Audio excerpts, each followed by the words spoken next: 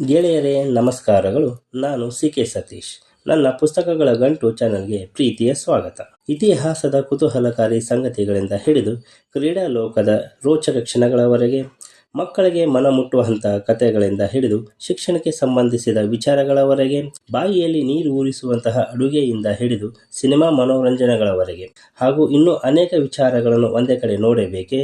ಹಾಗಾದರೆ ನಮ್ಮ ಪುಸ್ತಕಗಳ ಗಂಟು ಚಾನಲ್ ನಿಮಗಾಗಿ. ಒಂದೇ ಚಾನಲಲ್ಲಿ ಹಲವು ಸಂಗತಿಗಳನ್ನು ತಿಳಿದುಕೊಳ್ಳಲು ಈಗಲೇ ಸಬ್ಸ್ಕ್ರೈಬ್ ಆಗಿ ಬೆಲ್ ಐಕನ್ ಒತ್ತಿ. ಗೆಳೆಯರೇ, ಬನ್ನಿ ಇವತ್ತಿನ ವಿಷಯದ ಕಡೆಗೆ ಹೋಗೋಣ. ಗೆಳೆಯರೇ, ಇವತ್ತು ಇಳ್ಕಲ್ ಸ್ಪೆಷಲ್ ಉದುರು ಸಜ್ಕ ಅಥವಾ ಸ್ವೀಟ್ ಉಪ್ಮಾ ಮಾಡೋದು ಹೇಗೆ ಎಂದು ನೋಡೋಣ.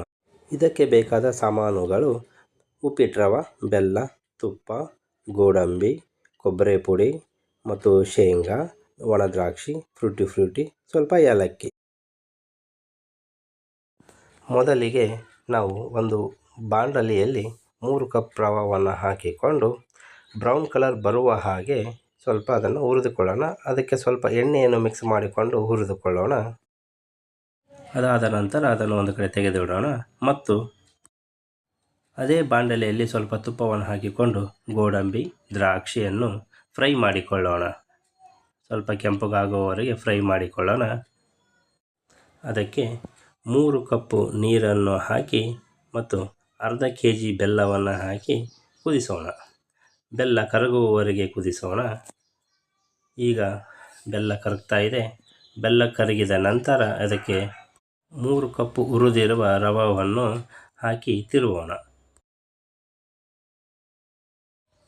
ಇದು ತಳ ಹಿಡಿಯದ ಹಾಗೆ ಈ ರವೆಯನ್ನು ನಾವು ಮೇಲೆ ಕೆಳಗೆ ಹಾಗೆ ತಿರುತ್ತಾ ಇರಬೇಕು. ಇದು ತಳ ಹಿಡಿಯಬಾರದು, ಏಕೆಂದರೆ ತಳ ಹಿಡಿದರೆ ಸೀದು ಹೋಗುತ್ತದೆ. ಆದ ಕಾರಣ ಇದನ್ನು ಆಗಾಗ ಈ ಥರ ತಿರುತ್ತಾ ಇರಬೇಕು. ಮಧ್ಯದಲ್ಲಿ ಇದಕ್ಕೆ ತುಪ್ಪವನ್ನು ಸ್ವಲ್ಪ ಹಾಕೋಣ ಮತ್ತು ಇದನ್ನು ಮೇಲೆ ಕೆಳಗೆ ಮಾಡೋಣ. ಮತ್ತು ಇದನ್ನು ಮೇಲೆ ಕೆಳಗೆ ಮಾಡಿದ ನಂತರ ಇದನ್ನು 1 ನಿಮಿಷಗಳ ಕಾಲ ಮುಚ್ಚಿ ಇಡೋಣ. 1 ನಿಮಿಷದ ನಂತರ ಮತ್ತು ಇದನ್ನು ಮೇಲೆ ಕೆಳಗೆ ಮಾಡೋಣ.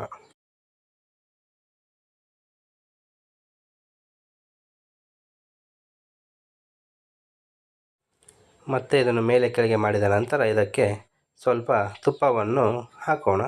ಹಾಗೆ ಹಾಕಿದ ನಂತರ ಮತ್ತೆ ಇದನ್ನು ಹಾಗೆ ಮೇಲೆ ಕೆಳಗೆ ಮಾಡೋಣ. 1 ನಿಮಿಷಕ್ಕೊಂದು ಸಾರಿ ಇದನ್ನು ಹಾಗೆ ತಿರುತ್ತಾ ಇರಬೇಕು. ಅದ ನಂತರ ಇದನ್ನು ಮತ್ತೆ ಮುಚ್ಚಳ ಮುಚ್ಚಿ ಇಡಬೇಕು. ಇವಾಗ ಇದು ಒಂದು ಹಂತಕ್ಕೆ ಬಂದಿದೆ. ಇವಾಗ ಇದನ್ನು ಮತ್ತೆ ಮೇಲೆ ಕೆಳಗೆ ಮಾಡಬೇಕು.